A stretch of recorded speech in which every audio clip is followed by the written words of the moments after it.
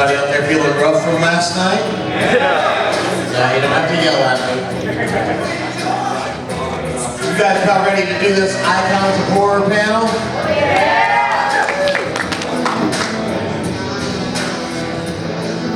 All right.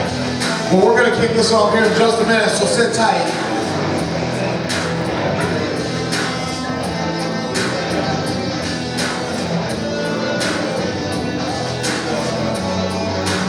All right, guys. I've got Mr. Mark Laxler and Mr. Drew Seidler from the East Coast Horror Group and from DustOCon Radio Network. Hey, Mike, why don't you tell us a little bit about your guys' show? Go to from DustOCon.com. We run from DustOCon Radio every Thursday night, 10 p.m. Eastern. Drew and myself. So check out FTTC Network. There's a ton of shows, ton of cool shit, so you definitely want to check that out. But right now, let's bring out the icons of horror, Mr. Kane, Hodder, Sid Haig, and Bill Moseley.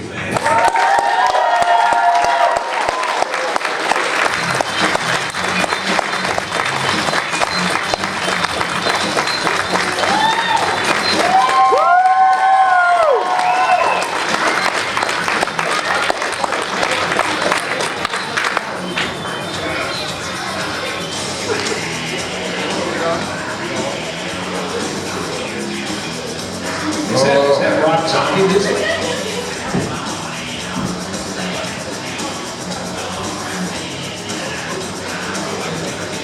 I'm your boogeyman. Well, explain yourself. All right, well, thank you guys for taking some time out. Sid, I wanted to talk to you first. We lost a great actor and a great person, Tom Tolles. Can you talk about the scene you had with him in Corpses? You know, where your two heads are in the shot together. Just talk about how that was filmed and sort of any antics that went on. There were no antics, I'll tell you. The thing is, I'll start off even a little bit farther back than that, because Rob called a rehearsal with Michael J. Pollard and Tom and myself. And for the whole time that we were rehearsing on a Saturday afternoon, Michael Pollard kept going, "Rob, you're killing me, you're killing me. I'm supposed to be watching the Kentucky Derby with my mother." And Tom was looking at him like, what? But when we did that scene, it was kind of intense, you know. He got in my face, I got in his, and it was all very cool. And I'm very sorry that he's not here with us right now, because he was a great guy.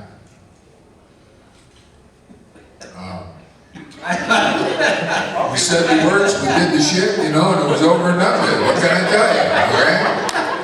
What's a hard heart with this mother? What you saw was what you got. He's laughing at the kind, gentle side of Sid Haig. It's fucking hilarious. I'm not laughing at that.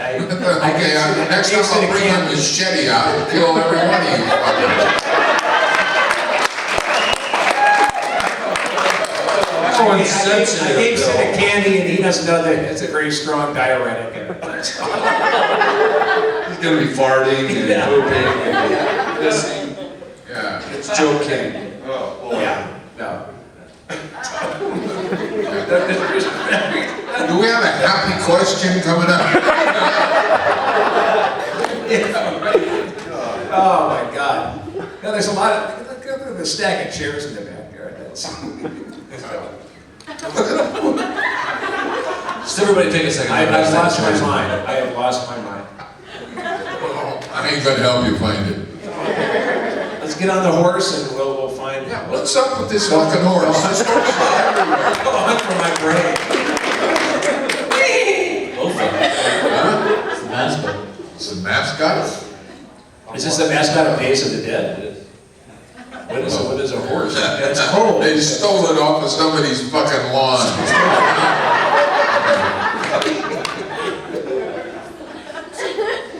Yes, okay, yes. Back to the... Yeah, back to the serious shit. What in your guys' mind makes a great horror movie villain? Somebody to scare the shit out of you. That's about it. Yeah. Scary better. If you can be convincingly violent, then I think a lot of people overact when they're trying to be scary, and it doesn't come off convincingly. I think it's just a matter of, subtleties, but to the point of violent acts that look believable. Probably doesn't make any sense, and I wanted to bring up one thing. I was going to talk a serious story about me being burned, so Bill can laugh at that too.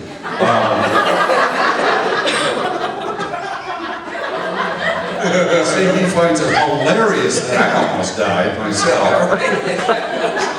It was amazing. I did 2 pictures, I almost got burned. Now it's a burn panel. Thank you, Mr. Sensitive.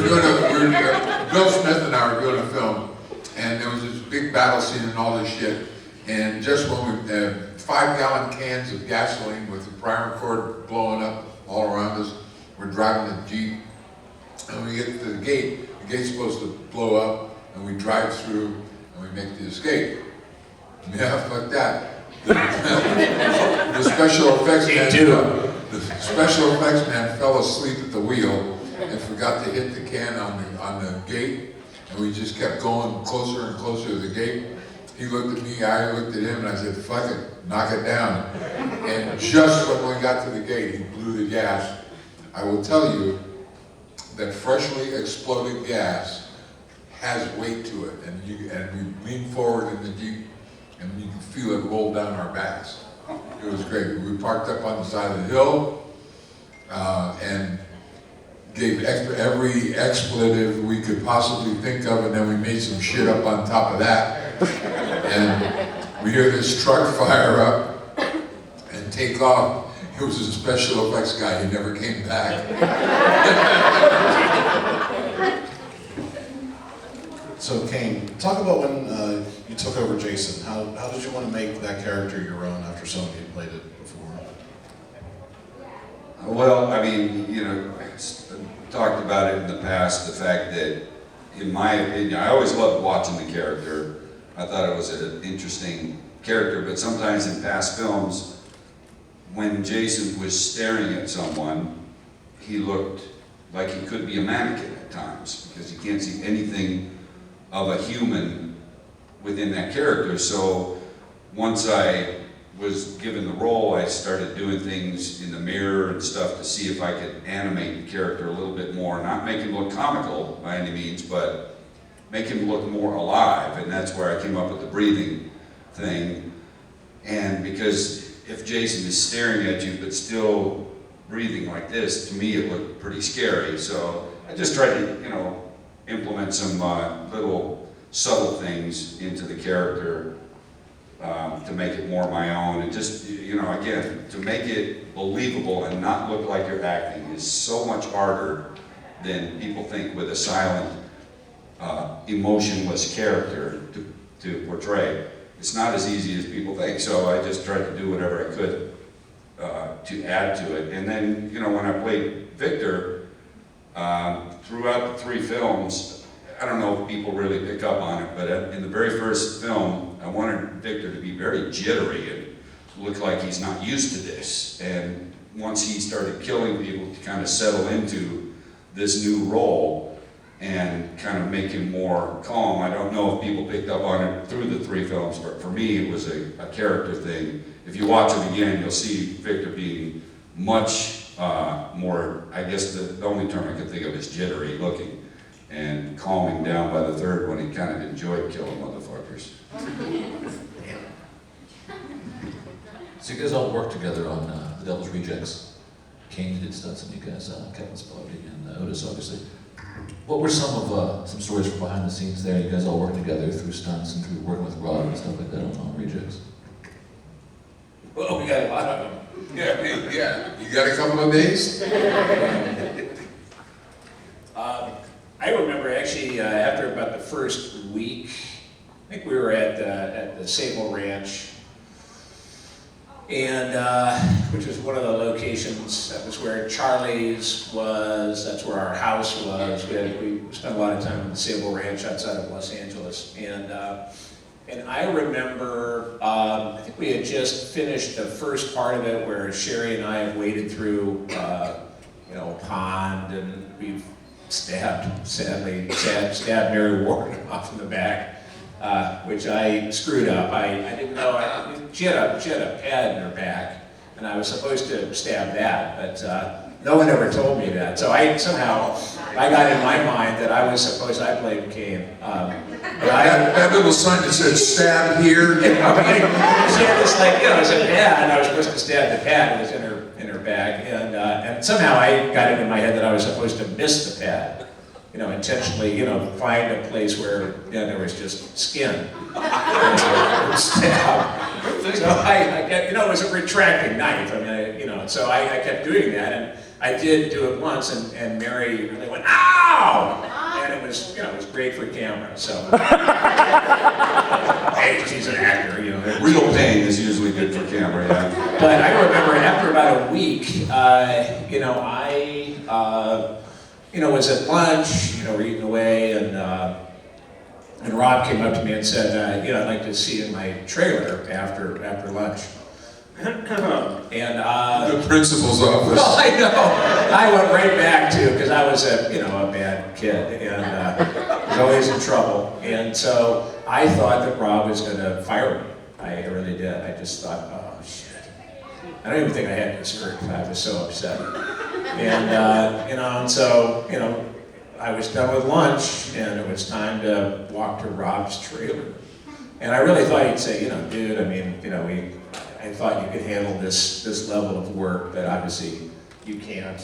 And so I kind of walked up thinking I was going to get fired, and knocked on the door and came in and said, and all they wanted to do was talk about the next scene. So I was relieved. I was greatly relieved.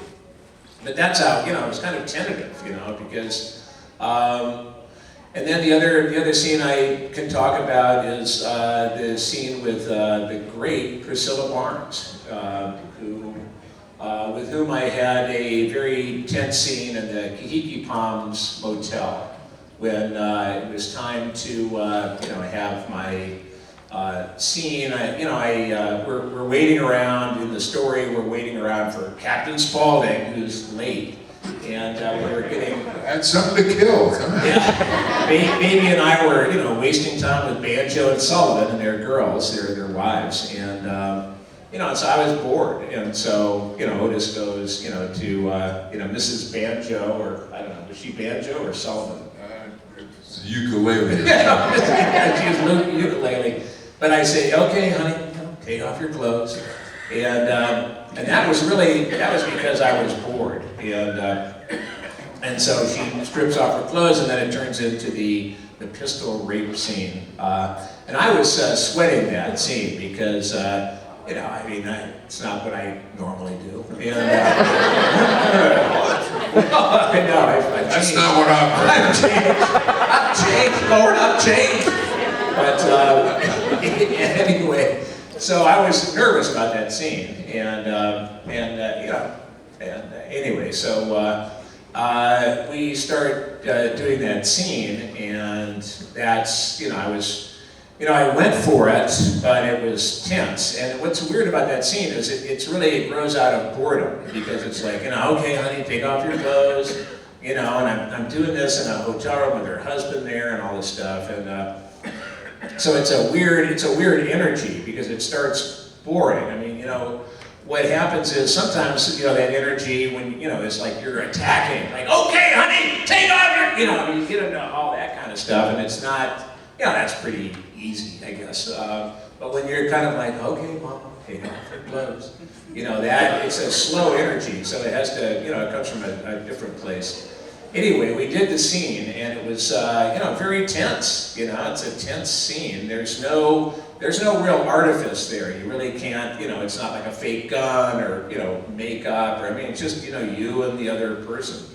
And it was very tense, because I went to that place, and and I came off the set after we did our first take, and I was tense. There were people that were watching it on video. They were, I don't know if they were crying, but they were, very bummed out. And that's when Rob came up, and I said, oh man, that's a bummer. And that's when Rob said to me, he said, art is not safe. And to me, that was that was like the right thing to say. I mean, he could have gone, oh, you poor guy. That wouldn't have worked. And he could have said, tough it out, that kind of would work, but not really. But the fact that art is not safe is what he said was really important, because it told me that, first of all, that we were going for something special. It wasn't just, in horror movies especially, the sequels are a lot of times just kind of a rehash of the first one. So we were going for something special with Devil's Rejects, and also that art isn't safe. That, because I somehow, up until that point, I think I might have said that art is safe, but art should not be safe. It's something that's supposed to shake up society, it's supposed to be dangerous. And what we were doing, that scene for me was very dangerous, but when I heard that, it helped me to go back, and of course, in movie making, you end up doing that same thing, we probably did it another 15 times. Because you've got, my point of view, the camera's looking over my shoulder, looking over Priscilla's shoulder. There's a camera up on the top of the ceiling. There's a wide shot. So we did it a lot.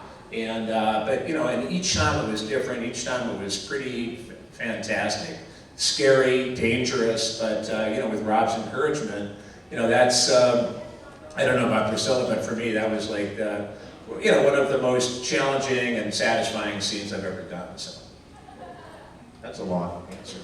What was the question again? It was something about apples.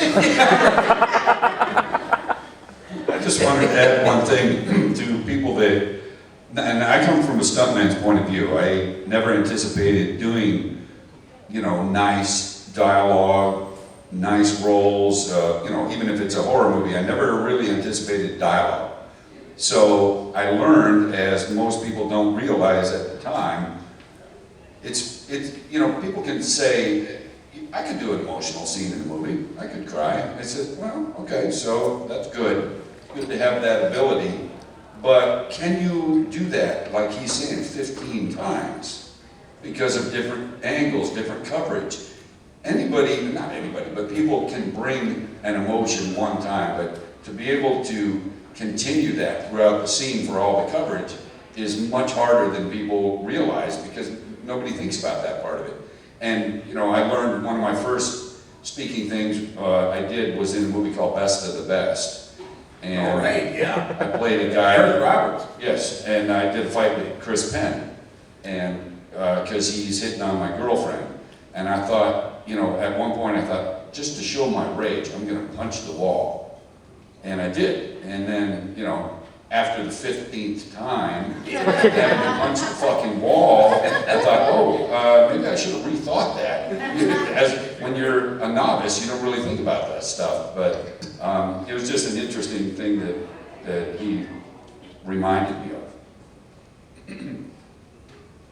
So Bill, another famous character that you portrayed is Chop Top. Talk about the process of becoming him makeup-wise, and also the character. How did you really come up with that character, other than it just being in the script?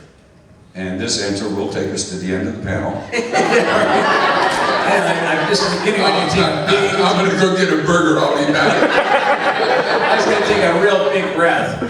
Well, actually with Chop Top, it was, I owe 96.4% of that to Ed Neal.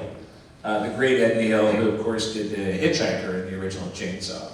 And that character blew my mind. When I saw the original Chainsaw, I was blown away by the movie and certainly all the characters. And, Ed Neal was really just, he astonished me as the Hitchhiker, because it was the first time I'd ever seen anything where a monster, in this case, like a hitchhiking psycho, actually scared the audience by doing harm to himself and not to others. Because he's sitting in the van with the hippies. It's a spoiler if you haven't seen the original Chainsaw. But what Ed does at one point is he pulls out a straight razor and starts cutting his own hand. And, with blood coming out of it, he's like kind of, trying to, I guess he's trying to get them to like him or something. I don't know what that was going on. It was so weird. It was so weird. It was like, oh my God. And anyway, so I loved Ed, and that's really what inspired me, what inspired Chop Top. In fact, I played Ed. I did a cameo as the hitchhiker in a short film I did called The Texas Chainsaw Manicure. And which was set in a beauty parlor in Staten Island, and which Toby Hooper saw, and that's how he hired me as as Chop Top. Yeah, on the basis of that short film that that a friend of mine walked into his office. What was really weird for me was getting my head shaved. I had never had my head shaved before, and I come from a family where the men kind of lose their hair around 25. And so I was afraid of being bald. Sorry, Sid, but I was just terrified as a younger guy. And they, I came down. Sorry, everybody here. Anyway, You're making a lot of fucking friends over here. If you look though, there's kind of a full head of hair up there. Orange shirt. I don't know. Yeah, orange shirt. Yeah, he's a ginger. Don't hold that against him. Come on. He's had to deal with it his whole life. And he loves that term, by the way. And he's wearing an orange shirt, so he must love it. And he said, listen, I love what? Oh, witches. So, anyway, so that's the story. And when I went down to Texas, Austin, Texas, the first thing that happened was Tom Savini and his little band of sadists cut all the hair off. They shaved me bald, and then they wrapped my head in plaster for a head mold, and I was so disoriented. And then they put the makeup on me, and I had never met Toby Hooper. I was down in Austin. We were ready to go. We were going to start shooting any day, and that was the first time I never auditioned for Toby because of the short film. That's what he hired me on the basis of. And so all of a sudden, I'm in the chair, I've got the Chop Top makeup on, Tom Savini standing there, and I'll never forget, Toby Hooper walks into the, what I called that, the House of Kane, but it was the makeup shop. And he walks in, and he's got a box of cigars under one arm, and he's got Dr. Pepper in his hand. And he sees Tom, he goes, hey Tom, he hands Tom the box of Cuban cigars. And Tom goes, thanks, hey, good to see you again, Toby. He said, well, here's Chop Top, what do you think? And Toby comes over, I still haven't said a word to him. He looks at me, he looks it over, he goes, he looks at the plate, and he goes, I think it needs a little more pus. And Tom goes, amber or clear? And Toby goes, amber. And Tom goes, okay, and then Toby walks away. And I just think, this is going to be a fucking cool time. That was it. That was the exchange. Of course, later I met him and we became great pals, but I was impressed. So I just have one question about Chop Top.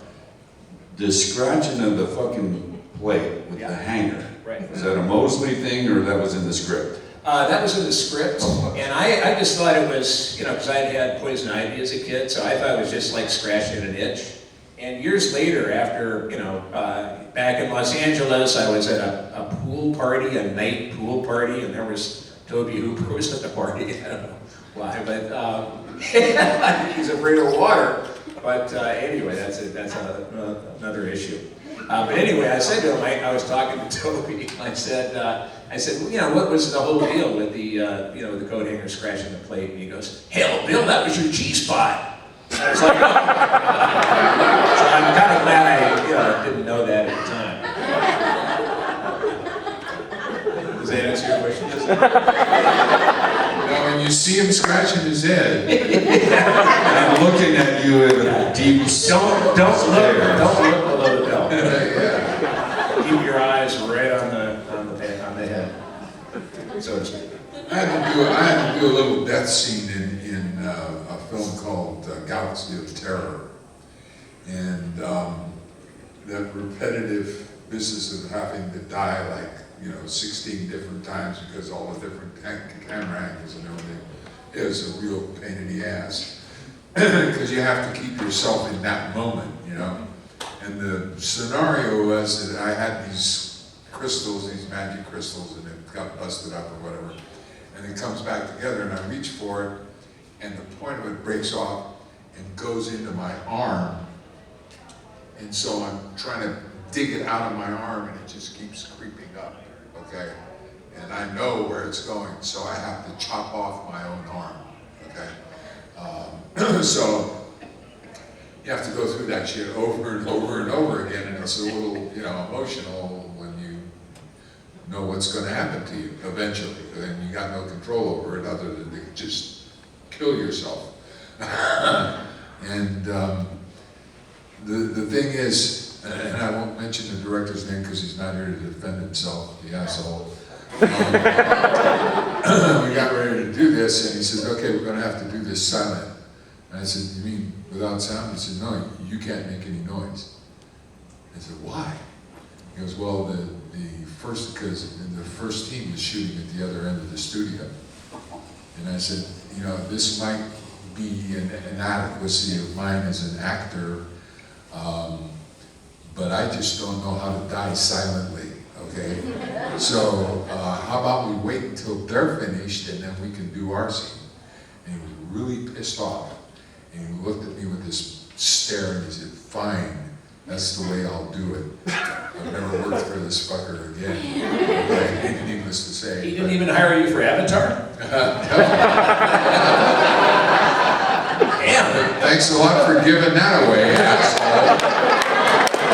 Hey, speaking of Devil's Rejects, Baby is in the back corner. All right, hey, baby. Yeah, baby, what's up? All right.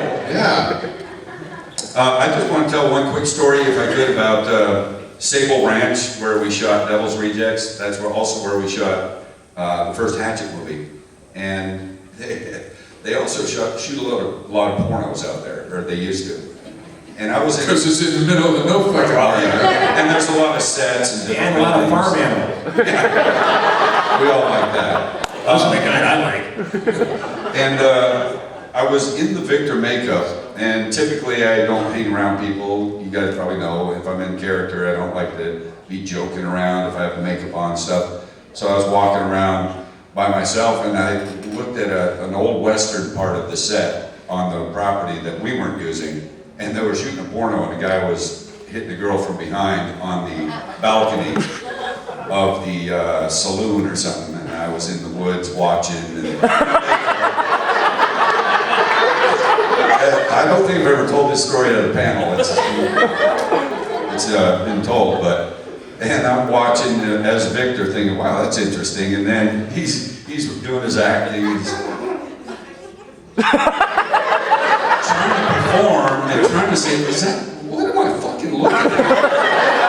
And so I started moving around, doing shit like this, trying to distract him, and it was just a fun thing for my own entertainment, just trying to distract him from his work.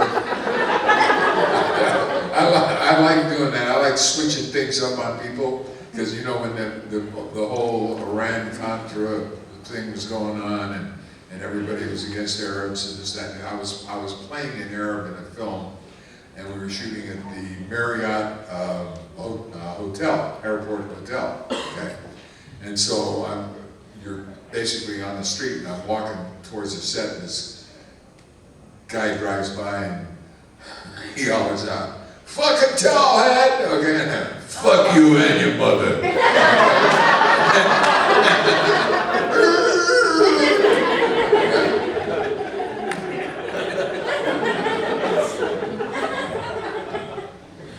So, Kane, you've done stunts for a long time.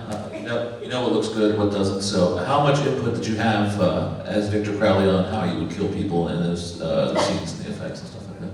Well, it's interesting, with all of the Jason stuff I did, I always had a lot of input. Oh, the Crypt Keeper. I'm gonna rip his fucking head off. Sid is gonna shit down his neck. And Bill is gonna pump it into the garbage. I'm gonna put it on Instagram. With an endless story about it. Anyway.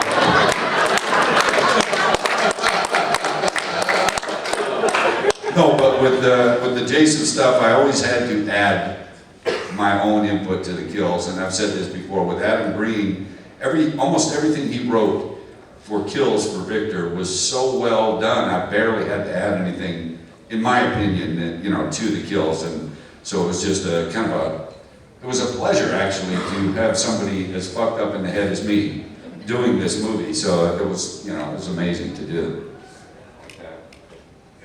Adam Green is an incredibly talented guy too, and he's got balls the size of his fucking horse because, I mean, he released Hatchet unrated. Yeah. Yeah, I mean, he told the MPAA, "Fuck you, okay? I'm releasing this anyway." Was it in theaters too? Yeah. Put it in theaters, okay? It wasn't as successful as it could have been if it had the MPAA bug on it, but the guy's got a lot of courage. Well, that's because of censorship in America. Well, yeah, shit. Because a lot of the big chains of theaters won't show anything that's more than an R rating. Yeah, and that's the thing. Like with House of a Thousand Corpses, Rob had to take that thing to the MPAA 10 times to get an R rating. Okay, and it was for stupid stuff like when the girl gets Run, rabbit, run. the kid, Yeah. she gets killed in the cornfields, okay, Yeah, stabbed by and a Sherry baby. stabs the girl like 10 times. They said, "Oh, no, that's too excessive. 10 times. It's, okay, what's acceptable? 5.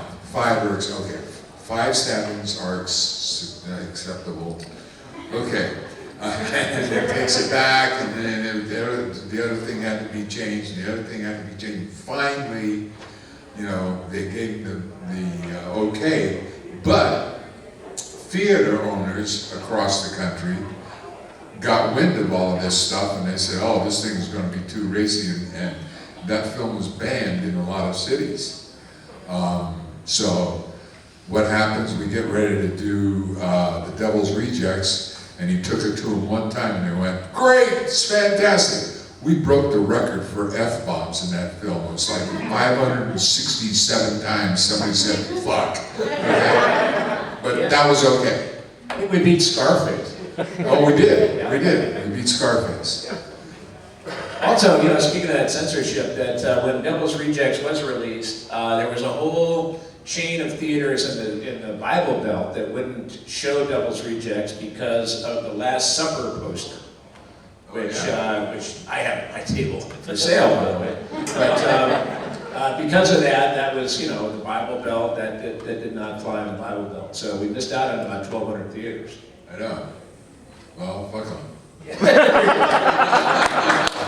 So, Sid, a final question from us before we take some from the audience. You were in Hatchet 3, and not to take anything away from Kane's performance, but he kind of stole the show. Oh, I agree. With your performance. So talk about, was that scripted, or were you just allowed to, play pretty much? Well, let me say one thing real quick though. There were so many things about Hatchet 3 that I loved, and one of them was the secret that was pretty well kept that Sid was in the movie. And I just love when that door opens and you see his silhouette, and the whole audience is like, "Oh shit, that's Sid. He hasn't even shown his face yet." You can tell by the silhouette, everybody was so excited. Sorry.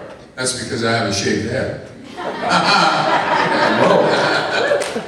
Actually, that was pretty much scripted. Okay, I just added a little color here and there, Or anti-color, as it or were. anti-color, yeah.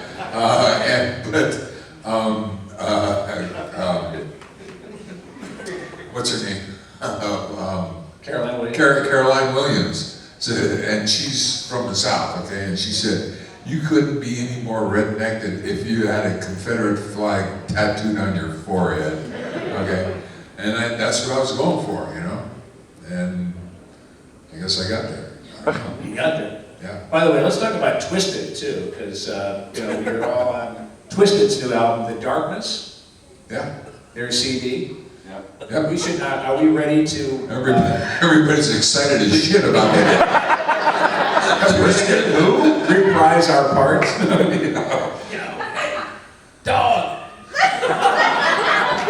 Oh, wow. Twisted Twisted is a great group of guys, Yeah. I'll tell you. Yeah, they're a hell of a lot of fun to hang around with. And shit, they can sing, okay? If you've ever heard The Deep End, one of their songs, they're actually very lyrical. And it's not all rap and, you know, a lot of bullshit noise. I've been a fan myself of ICP and Twisted since Jekyll Brothers album, but it's basically 99. And I did a music video, if it's still called that shit, I don't know, for another love song from that album. And I was doing stunts and Jamie and Monoxide were in that also with Joe and Joey. And it was the first time I met them, and I was excited that I was hired to do something with them. And at the end of it, there's all this, you know, ICP merchandise for the crew and everything that if people wanted it, nobody took anything because they didn't know much about them, so I took it all. But I was spinning a car around in a trailer park in that thing. It was supposed to be a woman, but I was doing the stunt driving. And all that merchandise is available for sale. It's already been sold. And whatever he didn't steal, I stole. And people get an idea that this is all a glamorous business and everything. Bullshit. Because when we started the second half of Sick Man, I was working in Detroit in the winter until 4:30 in the morning. Temperature was 31 degrees, and I had a short sleeve shirt on. Okay, find the glamour in that.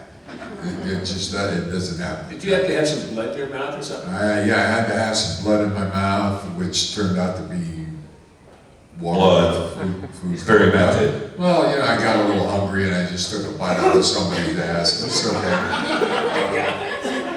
Ass blood?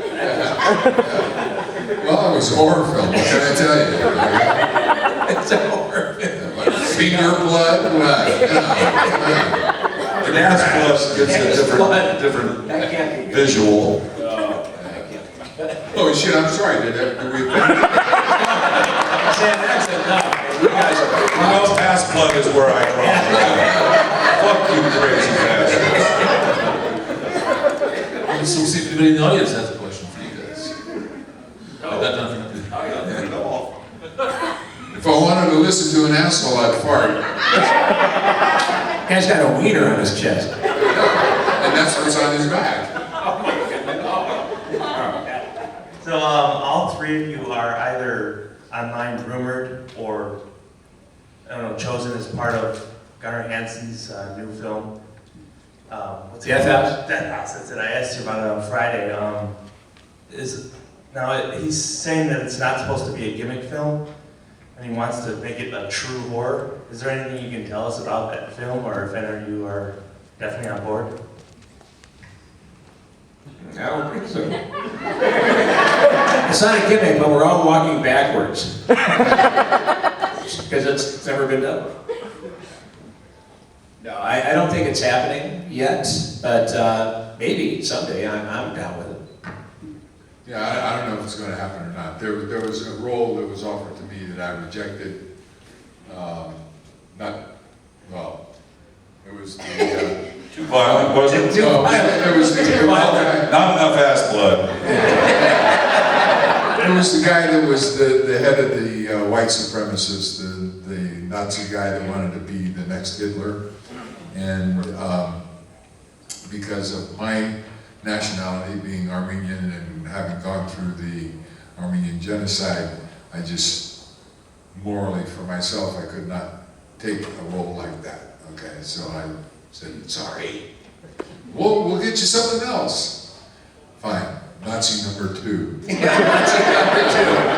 he's ISIS. He's the head of ISIS. I don't know what's going to happen with that, you know. I'll play a priest or something. Oh, well, wait a minute, I have a story about a priest. There's a movie that Bill and I did last year called Almost Mercy. And evidently Sid has morals, unlike Bill and myself, because we actually both play, you know, completely different kinds of characters. Oddly enough, we're both pedophiles.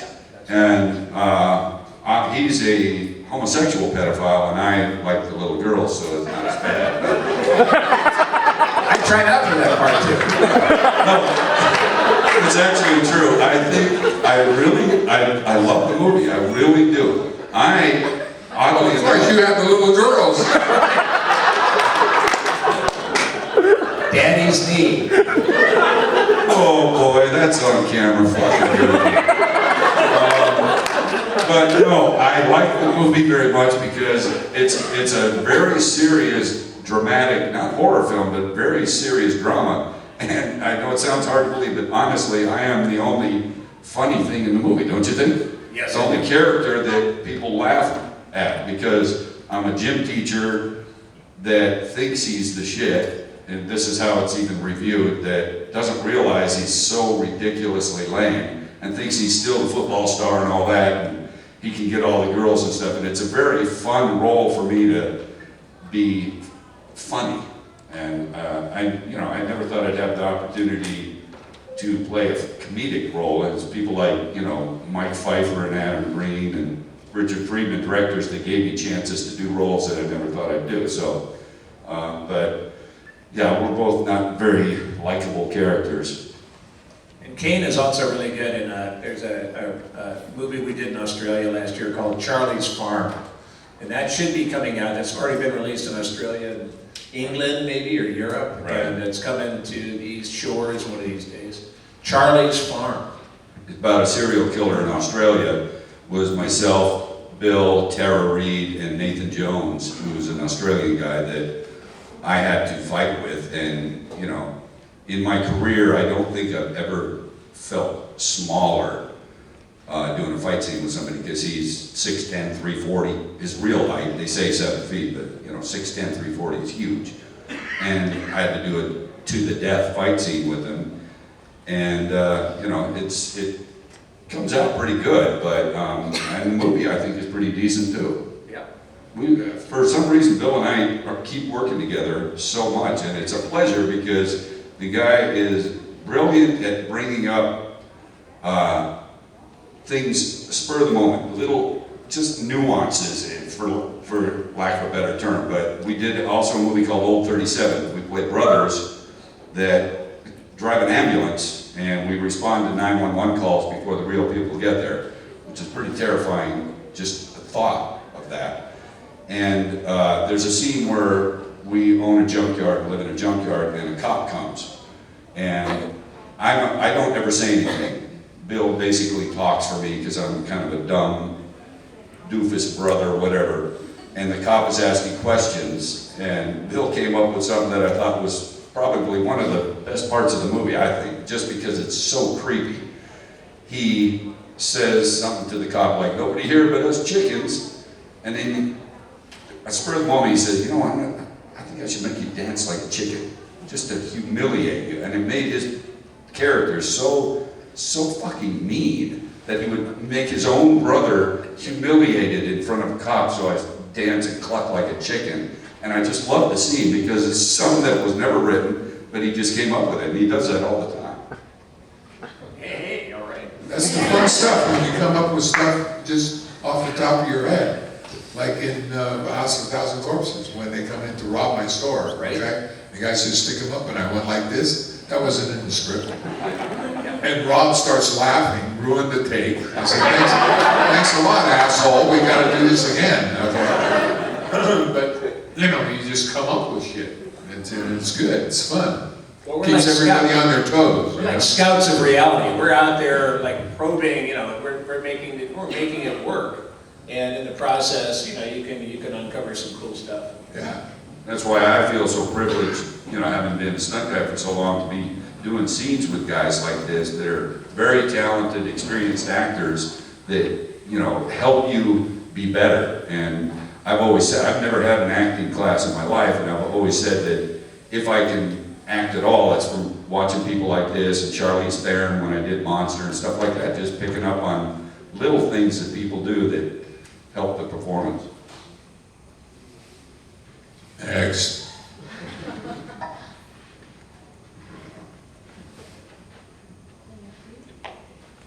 Mr. Moseley, you look, or no, you don't look, you seem really different from Otis. Did you do anything Thank specific? God.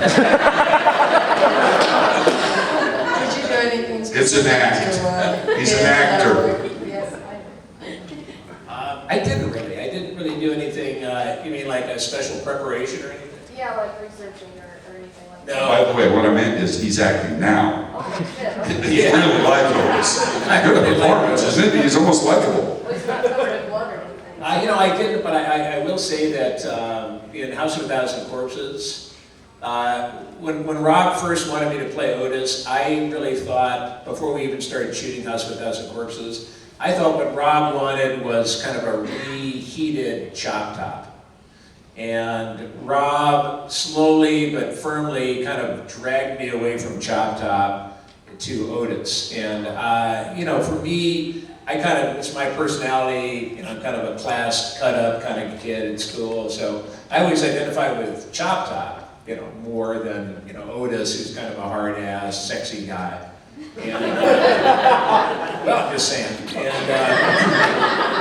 so when Rob got me to Otis, I mean, it was a pretty wild, wild character, and one that I didn't completely have Otis in House of a Thousand Corpses, and it wasn't really until after, about 6-8 weeks after we had finished shooting House of a Thousand Corpses, that Rob needed some more footage, so we went over to Wayne Toth, who was the makeup guy, went to his studio, and we did a black and white, a little, a short called, Run Rabbit Run, and that part of it where I go, hunt humans, eat nothing but nothing, they all run like scared little rabbits, run rabbit, and started doing that, and that was really where I finally got Otis. So when it came time to do Devil's Rejects, it was like, I knew the character, so it was kind of hitting the ground running.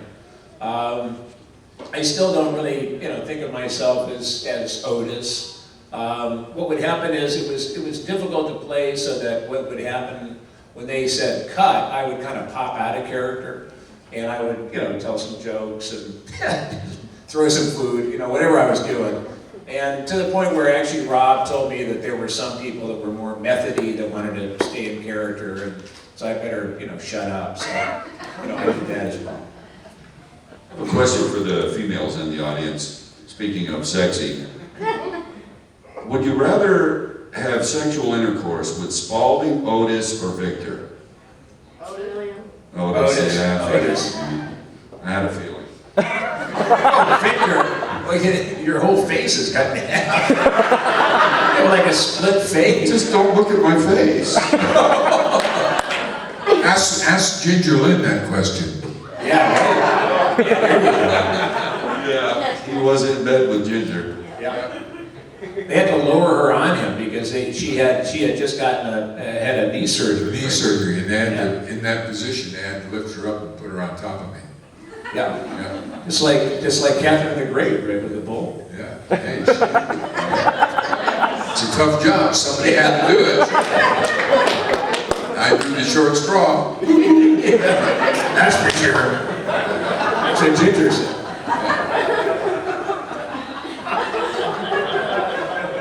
I was the only guy on the set that wasn't hung like a light switch, okay? What about your underpants? What about those tidy whities? Oh, my tiny whities? Yeah. How did they get them dirty? So, He arrived at the set with his pants off. the wardrobe guy shows up with this little rag with, greasy, dirty stuff Potter's on it. Earth? What's that called? Potter's Earth? Or what Yeah, is it? well, Fuller's Earth Fuller's and grease paint stuff, and he dabs at my butt, okay, and Rob goes, no, not really, that's not enough, okay? And so he dabs again, and Rob says, will you please just get with it? And so he, okay, and he dabs my butt again, and Rob goes, Jesus Christ, and I just, give me that fucking rag. And Rob goes, perfect, let's do it.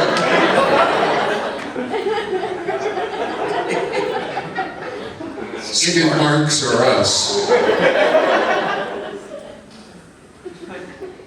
All right, this one's for Sid. Okay. Do you have any crazy or interesting stories from when you played the psycho incest father in Creature? Oh shit.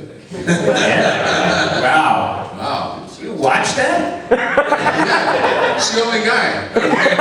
Oh my God, She saw it too. How many have seen Preacher in it? Yeah, Holy fuck! the only thing that really screwed up that film was the people that were like in charge of it. Okay, but yeah, that was cool. That was very interesting and fun, and the whole idea that the girl was actually my daughter, and I'm telling her to throw her titties in the wind and shit. You know? Yeah.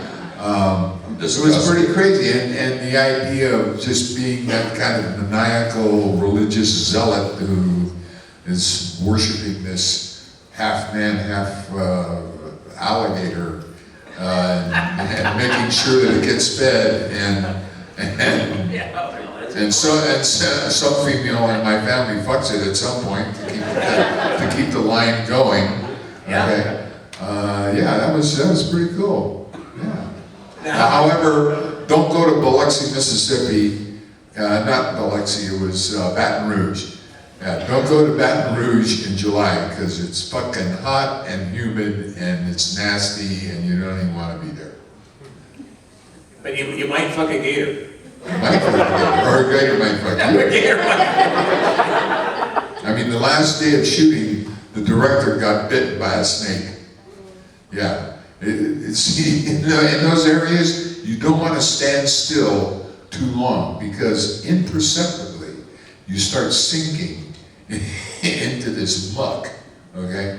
And that's what happened to him, and he got ready to get up and go somewhere, and his foot just came right out of his shoes, and he stepped on this snake, and of course the snake bit him. Well, fuck him. Another quick thing about Baton Rouge, Bill and I did yet another film called Smothered, where we play pretty much versions of ourselves in a way. A horror, for lack of a better term, icons that people don't give a shit about anymore. We're has-beens, the new guys have showed up. Kassir is in the movie. John Schneider wrote and directed it. I used to work with him on Dukes of Hazzard as a stunt guy. But it's a kind of an interesting story about horror people that start getting killed off one by a serial killer who is a really cute girl with big tits. Spoiler. Yeah. And she smothers people with her tits. Don't tell anybody. Don't tell people. Don't let that out, okay? It's a good movie. I think it's very funny. That just saves you $10. Or a lawsuit from. Or no more work from Schneider. John. Just want to thank you guys, and everybody put your hands together for Kane, Hodder.